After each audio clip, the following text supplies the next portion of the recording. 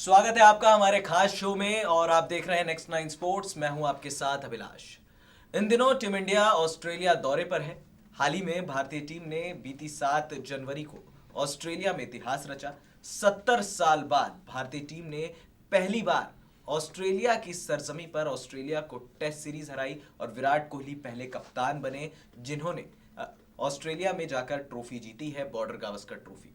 Trophy जीतते ही विराट ने उस चमचमाती हुई ट्रॉफी को चूमा और पूरा देश, सिर्फ भारत ही नहीं बल्कि जहां भी भारतीय लोग हैं उनके अंदर जश्न का माहौल था और हर किसी ने जश्न मनाया।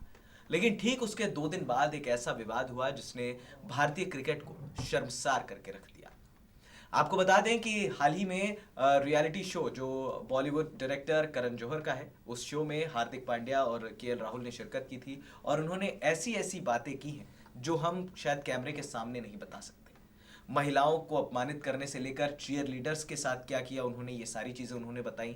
उसके बाद ड्रेसिंग रूम की बात, जो हम हमेशा एक क्रिकेट की भाषा में कहते हैं, एक अनरिटन रूल होता है कि आप ड्रेसिंग रूम की बात कभी बाहर नहीं ले जा सकते। उन्होंने हर किसी को शर्मसार कर दिया। उन्होंने कहा कि हर कोई हमारे साथ पार्टी करता है, हम रात भर पार्टी करते हैं, ये सारी चीज़ें। ऐसे में हार्दिक पांड्या ने माफ़ी तो मांग ली है। बीसीसीआई ने एक आदेश जारी किया है कि 24 घंटे का उन्हें टाइम दिया गया था, कारण बताओ नोटिस जारी कर दिया गया था। उसके बाद अब अभी तक हालांकि हार्दिक पांड्या ने सिर्फ और सिर्फ माफ़ी मांगी। तो क्या सिर्फ माफी मांग लेने से हार्दिक पांड्या ने जो कहा है वो सही हो जाएगा या फिर जो केएल राहुल ने कहा है वो सही हो जाएगा? इस बारे में चर्चा करने के लिए हमारे साथ मौजूद हैं सबसे पहले तो मेरे लेफ्ट में मेरे सहयोगी लव कुमार, जो नेक्स्ट नाइन स्पोर्ट्स में मेरा साथ देते हैं, हमारे एडिटोरियल हेड एडविन अमन सर, और बहुत दिनों बाद मेरे साथ में बैठे हैं हमारे भाईजान काशिफ भाई। काशिफ भाई, बहुत बहुत स्वागत है आपका। लव, सबसे पहले तो हमारे जो व्यूअर्स हैं उनको ये बताइए, क्योंकि कई बातें ऐसी कही गई हैं, हमारे जो व्यूअर्स हैं, जो सब्सक्राइबर्स हैं, वो कुछ 18 से नीचे भी होंगे, तो क्या इस तरह की बातें पब्लिक प्लेटफॉर्म पर करना सही है? बिल्कुल सही नहीं है। और उन्होंने जो बातें कही हैं अपनी फैमिली को लेकर शुरुआत किया था कि हमारे फैमिली में सब ओपन माइंडेड है। मैं जब कुछ भी ऐसा करके बाहर आता था तो मैं घर पे आके बताता था और घर वाले बोलते थे वाह तुमने ऐसा किया। तो ये आपकी घर की बात है, आपको रोल मॉडल की तरह मानते हैं। ठीक है, आपकी फैमिली ओपन माइंडेड है, सही है, लेकिन जो बातें आपने कही हैं, आप लड़कियों के साथ रहते हो उसमें कोई गलती नहीं है, लेकिन आप किस सेंस में बातें कर रहे हो कि मेरा इसके साथ भी रिलेशन था, उसके साथ भी रिलेशन था, आप कितनी लड़कियों के साथ घूम रहे हो, साथ में चीयर लीडर्स पे जो उन्होंने बातें कही हैं कि चीयर लीडर्स के साथ भी ऐसा होता है। मतलब सवाल ये उठता है कि वहाँ पे कोई टीम मैनेजमेंट नहीं है क्या? कोई देखने वाला नहीं है? आप जिसके साथ मर्जी कर रहे हो, जो मन में आ रहा है वही कर रहे हो, मतलब कोई यहाँ पे टीम मैनेजमेंट। और बीसीसीआई पे ये सबसे बड़ा सवाल उठता है कि बीसीसीआई आखिर कर क्या रही है? इन खिलाड़ियों पर सख्त एक्शन लेने की ज़रूरत है। और डायना एडोलॉजी जो सीओए के सदस्य हैं उन्होंने भी कहा है, जो मीडिया रिपोर्ट्स में खबरें आई हैं, कि इन दोनों खिलाड़ियों पे बैन लगा देना चाहिए।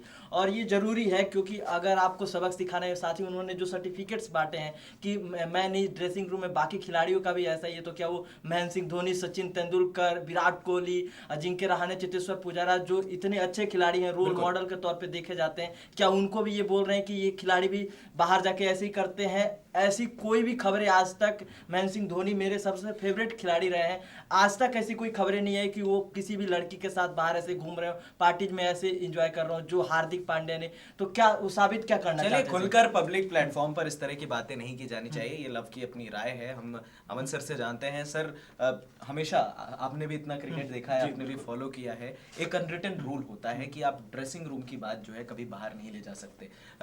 रिकी पॉन्टिंग का मैं एक किस्सा बता दूं। साल 2005 में ऑस्ट्रेलिया का मैच था इंग्लैंड के साथ। एंड्रू साइमंड सिर्फ शराब पीकर आए थे। उससे पहले एक टेस्ट होता है, टॉस हो चुका था, टॉस जीत चुके थे रिकी पॉन्टिंग, उनको शराब का भपका आया और उन्होंने एंड्रू साइमंड्स को टीम से बाहर कर दिया। क्या इस तरह की चीज़ें आप पब्लिक प्लेटफॉर्म पर कहते हैं और ड्रेसिंग रूम की बात बाहर लाते हैं, ये सही? तो ये बिल्कुल अभिलाष, बहुत ही बड़ी चर्चा है अपने आप में, कहूँगा देश में इस वक्त इन चीज़ों को लेकर। देखिए, क्रिकेट हमारी रगों में बसता है। क्रिकेट को हम अपने धर्म की तरह मानते हैं। हमारा जो देश है वो क्रिकेट में ही अपना सब कुछ संभावना तलाशता है, अपना इंजॉयमेंट, अपना खुशी, अपना सब कुछ वहाँ पर तलाशता है। ऐसे क्रिकेट के माहौल में जब हम ऑस्ट्रेलिया में इतने अरसे के बाद, इतनी लंबी जद्दोजहद के बाद एक सीरीज जीतते हैं, उसकी चर्चा होनी चाहिए थी मीडिया में, उसके बारे में बातें होनी चाहिए थी, प्लेयर्स के प्रदर्शन की बात होनी चाहिए थी, पुजारा के बारे में में बात होनी चाहिए थी, विराट कोहली के बारे में बात होनी चाहिए थी। बात हो रही है हार्दिक पांड्या और केएल राहुल को लेकर। केएल राहुल के बारे में मैं कह दूं, अगर इतनी देर वो मैदान पर बिताते तो शायद बेहतर प्रदर्शन के जरिए वो इंडिया वापस आते, लेकिन जिस तरह का प्रदर्शन उन्होंने मैदान पर किया है, अभिलाष आप तो छुपा हुआ नहीं है और दर्शकों छुपा हुआ नहीं है। लगातार उनको ये बोला जाता है कि वो जितने में टीवी का आप रिमोट से चैनल चेंज करते हैं उतने वो आउट होकर वापस अपने पे, यानी कि ये किस तरह का मजाक है। और फिर आप बड़े एक शो में पहुंचते हो जो पहले से ही कंट्रोवर्शियल शो है। ऐसा नहीं है कि आपको पता नहीं, सब कुछ पता है। उस शो में लगातार इस तरह की बातें होती हैं जो व्यक्तिगत बातें भी होती हैं, क्योंकि आप रोल मॉडल हो, आप एक देश को रिप्रेजेंट कर रहे हो, आप 130 करोड़ 1 अरब 30 करोड़ लोगों की जो आशाएं उम्मीदें उनको लेकर मैदान पर जाते हो। ऐसे में आप इस तरह की बातें करते हो। जिस ड्रेसिंग रूम में सचिन तेंदुलकर बैठते थे, जिस ड्रेसिंग रूम में गवास्कर जैसे लोग बैठते हैं, और मुझे एक बात और भी याद आ रही है आपकी बात से कि अजहर और एक बार सिद्धू में कोई प्रॉब्लम आपस में हो गई और मीडिया ने जब सिद्धू से सवाल पूछा इसको लेकर तो सिद्धू ने कहा कि ये मेरे घर की बात है, मेरे रूम की बात है, ड्रेसिंग रूम की बात है, ये बातें बाहर नहीं आ सकती। बिल्कुल अजहर में और मुझ में जो हुआ है वो वहीं तक सीमित होकर रह गया है, लेकिन वो मेरा बहुत ही व्यक्तिगत मामला है, बहुत ही पर्सनल मामला है, प्रोफेशनल मामला भी है। ये डिस्कस मैं यहाँ पर नहीं कर सकता। ये आप क्या उजागर करना चाहते हैं? आप ये दिखाना चाहते हैं कि पूरी फ्रीडम आपको मिल गई, आप जो चाहे बोल सकते हैं, आप इतने अग्रेसिव हो गए कि जो मन करे आप बोल सकते हैं। अगर चीयर लीडर्स कोई अपना जो है प्रोफेशनली काम करे, इसका मतलब उसका काम खराब है, आप ये बताना चाहते हो? तो कहने का मतलब क्या है कि आप देश में ये युवाओं को किस तरह की सीख दे रहे हो, किस तरह की पोल तैयार कर रहे हो। मेरे ख्याल से पांड्या को हम बेहतर ऑलराउंडर के तौर पर देख रहे हैं। केएल राहुल क्या कर रहे हैं? इनको मैदान पर पसीना बहाना चाहिए, लेकिन पता नहीं ऐसी क्या मजबूरी है केएल राहुल के लिए कि विराट कोहली और टीम मैनेजमेंट उनको नहीं छोड़ना चाहता है। मेरे ख्याल से वो वक्त आ गया, प्रदर्शन में ध्यान देना चाहिए। और ऐसी अनाप शनाप बातों से मैं कहूंगा, क्योंकि अभिलाष भाई हमारे यहाँ क्रिकेट के गॉड बैठे हुए हैं सचिन तेंदुलकर, बिल्कुल, अगर वो इस तरह की बात सुनेंगे तो जरूर निराशा का उनके अंदर जरूर आएगी। बिल्कुल। उन्होंने तो सचिन सर को भी नहीं छोड़ा सर, उन्होंने साफ तौर पर विराट कोहली को सचिन से बेहतर बताया है। चलिए हम काशिफ भाई से जानते हैं कि इनकी क्या राय है, क्योंकि भाईजान हमेशा हमने मोहम्मद शमी का इतना मसला कवर किया है। एंटी करप्शन यूनिट का काम होता है, जो टीम के साथ ट्रोल करती है, जो 17-18 लोग ट्रोल करते हैं, उनका काम होता है खिलाड़ियों को कंट्रोल करना। साफ तौर पर इन्होंने खुलेआम कह दिया है कि हम रात भर पार्टीज करते हैं, उसके बाद हम अगले दिन सुबह आकर मैच खेल लेते हैं। यानी कि एंटी करप्शन यूनिट वहां पर एक डमी बन के बैठ गई है। ऐसे में तो आप मैच फिक्सिंग भी कर सकते हैं। तो क्या इस तरह की चीजें पब्लिक प्लेटफॉर्म पर कहना सही है? बिल्कुल अभिलाष जी, वाकई में एक बेहद बहुत ज़्यादा निराशाजनक वाली चीज़ है कि जिस तरीके से एक भारत जो है इतिहास रचता है ऑस्ट्रेलिया में 70 साल बाद, आज़ादी के बाद आज हम इतना गर्व से महसूस करते हैं, वहीं अचानक से 2 खिलाड़ी आते हैं और वो उस जो गर्व से ऊंचा करता है सिर्फ उसी को बिल्कुल गर्द में डाल देते हैं। अब समझने की ज़रूरत यह है कि जिस तरीके से केएल राहुल और हार्दिक पांड्या ने जिस तरीके की बातें की, ज़रा हमें थोड़ा सा गहराई में जाना पड़ेगा। हमें समझना ये पड़ेगा कि इन दोनों के पीछे जो बीसीसीआई की कमी को भी हम नहीं छुपा सकते, हम इसमें कप्तान की कमी को नहीं छुपा सकते, और जो टीम मैनेजमेंट जो पूरी तरीके से इन चीज़ों पर निगरानी करता है, जैसे आपने कहा, तो वो आखिर क्या कर रहा था? आखिर कैसे कि एक भारतीय टीम के सदस्य जाते हैं किसी एक प्राइवेट शो में जाते हैं, प्राइवेट चैनल के शो में जाते हैं और ड्रेसिंग रूम की बात करते हैं, वो जाकर ये बताते हैं कि हम रात को अल्कोहल कर लेते हैं और सुबह को आकर मैदान पे उतरते हैं। आप ये क्या बताना चाह रहे हैं? आप जरा सोचिए कि जिसका भारतीय क्रिकेट टीम का जिसका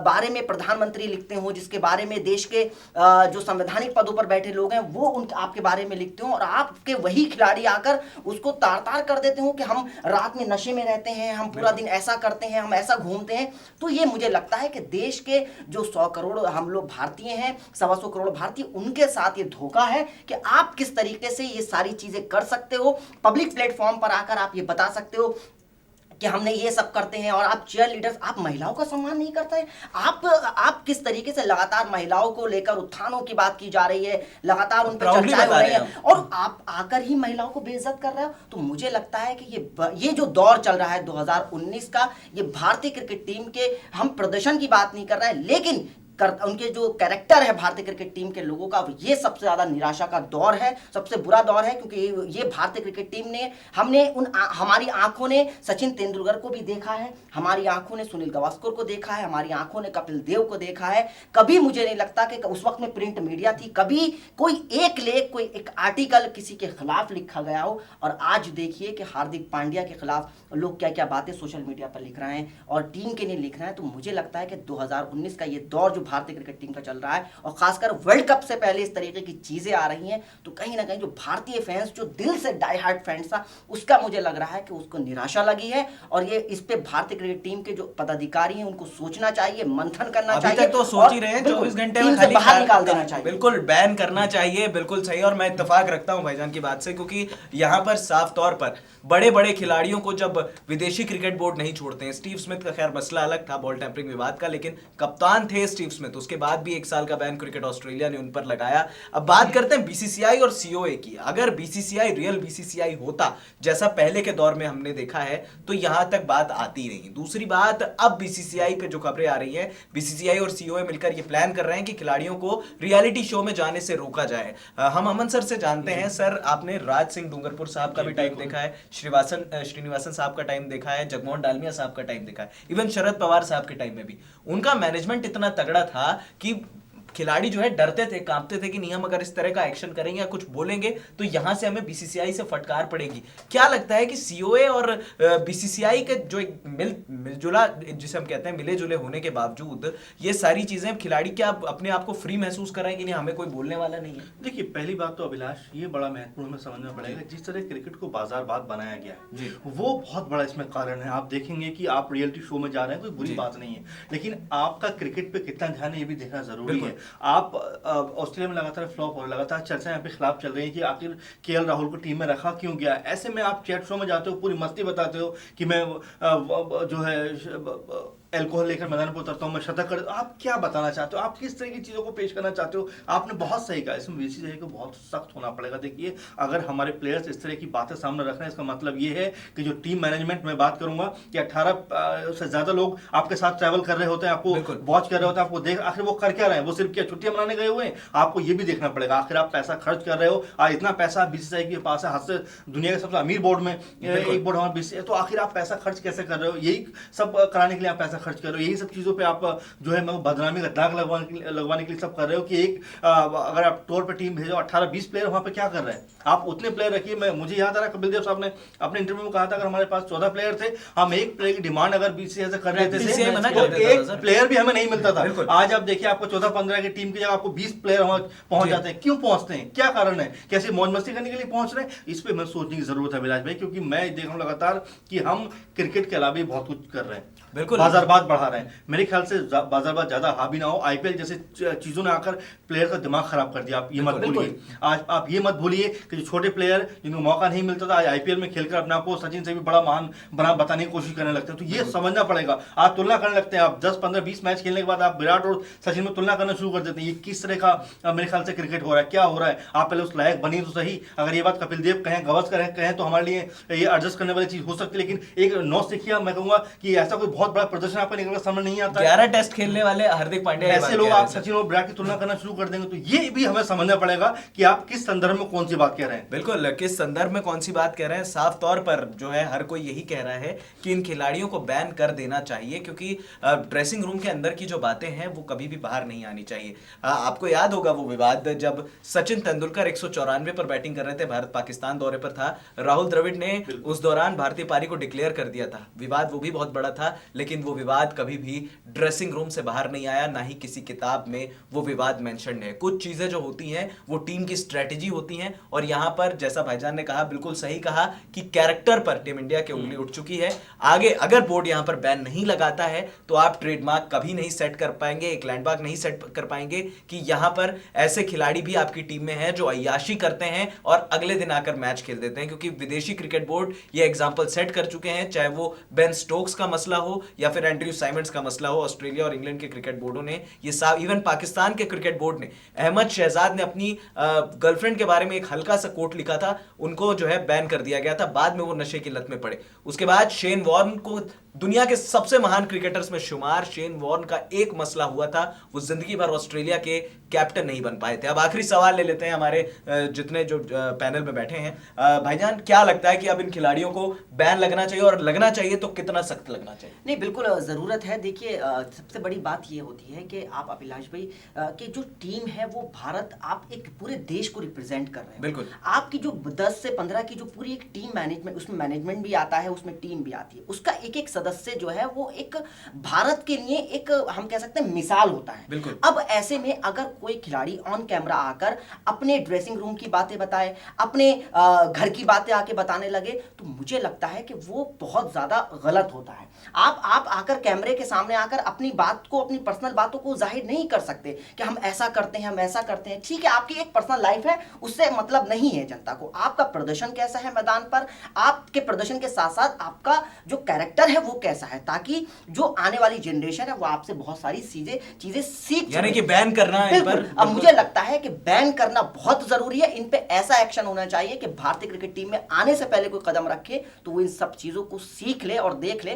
ताकि कोई जिंदगी में ऐसी हरकत। बिल्कुल बिल्कुल सही कहा था, जैसा अमन सर ने, उस बात से काशिफ भाई ने भी इत्तेफाक रखा कि जो छोटी जगह से जो लोग आते हैं, जो आईपीएल में खेलते हैं और अपने आप को सचिन से बेहतर मानते हैं। लव, आपने भी कवर किया, मेरे साथ प्रोग्राम किया था, कितने मैचेस का बैन लगना चाहिए मिनिमम? ऑस्ट्रेलिया द्वारा जो 3 वनडे खेले जाने, यहाँ पे इन दोनों खिलाड़ी को, केएल राहुल का तो पहले प्लेइंग 11 में मौका नहीं मिलने वाला था, इनको तो बाहर ही कर दो। साथ ही हार्दिक पांड्या 7वें नंबर पे देखे जा रहे थे, इनको कम से कम 3 मैचों का ऑस्ट्रेलिया द्वारा बैन कर दो, न्यूजीलैंड में वापसी करा सकते हैं। और इससे संदेश भी जाएगा, जरूरी है ये कि आप जो करते हो मैच से बाहर करते हो, चीयरलीडर्स के साथ करते हो, गलत है ये। आप सोशल मीडिया प्लेटफॉर्म पे या किसी टीवी शो पे आके इवन फ्रेंचाइजीज को भी बैन लगाना चाहिए, मुंबई इंडियंस को भी बैन लगाना चाहिए, मुंबई इंडियंस को यहाँ पर सोचना हार्दिक चाहिए पांड्या को कि वो क्या संदेश देना चाहते हैं। चीयर लीडर्स के मन में भी जाहिर सी बात है शंका होगी, और 2019 में जो आईपीएल खेला देखना होगा कि मुंबई इंडियंस यहाँ पे क्या करती है। मुंबई इंडियंस को कड़ा कदम उठाना चाहिए, बीसीसीआई को कम से कम 3 मैच का बैन तो यहाँ पे लगा देना चाहिए। पूरी इंडियन क्रिकेट टीम पर सवाल उठा है। महेंद्र सिंह धोनी भी उस ड्रेसिंग रूम में है, चेतेश्वर पुजारा भी टेस्ट क्रिकेट खेल रहे थे। ऐसे ऐसे खिलाड़ी जिनकी छवि बिल्कुल साफ है, सबको उजागर करके रख दिया है।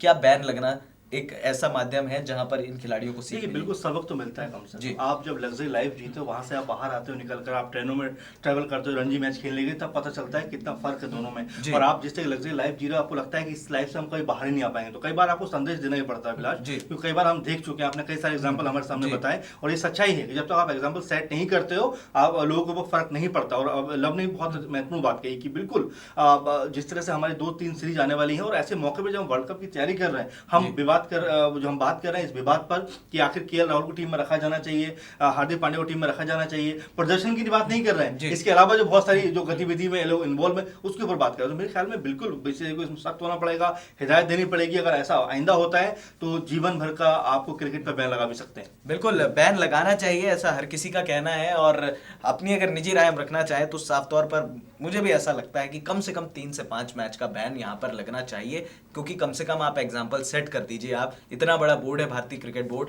अगर यहाँ पर अगर ये खिलाड़ी छूटे तो और मैं एक और यहाँ पे पॉइंट, यहाँ पे बैन ऑस्ट्रेलिया दौरे से पहले, ये वनडे सीरीज से पहले, क्योंकि अगर 12 जनवरी को ये मैच होता है और यहाँ पे परफॉर्मेंस कर देते हैं हार्दिक पांड्या, तो ये सब मसला खत्म हो जाएगा। वो क्रिकेट बोर्ड के ऊपर डिसीजन है, लेकिन बैन लगना बड़ा जरूरी है। आप सभी का धन्यवाद हमारे साथ बातचीत करने के लिए। तो यहाँ पर हमारे पैनल की राय तो यही है कि हार्दिक पांड्या और केएल राहुल को इस तरह की बातें नहीं कहनी चाहिए थी। ड्रेसिंग रूम की बातें जो सीक्रेट होती हैं वो सीक्रेट ही रहनी चाहिए, कॉन्फिडेंशियल रहनी चाहिए, और कहीं ना कहीं ये खिलाड़ी जो हैं बैन लगना डिजर्व करते हैं। फिलहाल इस खास अपडेट में इतना ही, हमें दे दीजिए इजाजत। और हाँ, हमारे चैनल नेक्स्ट 9 स्पोर्ट्स को सब्सक्राइब करना मत भूलिएगा। नमस्कार।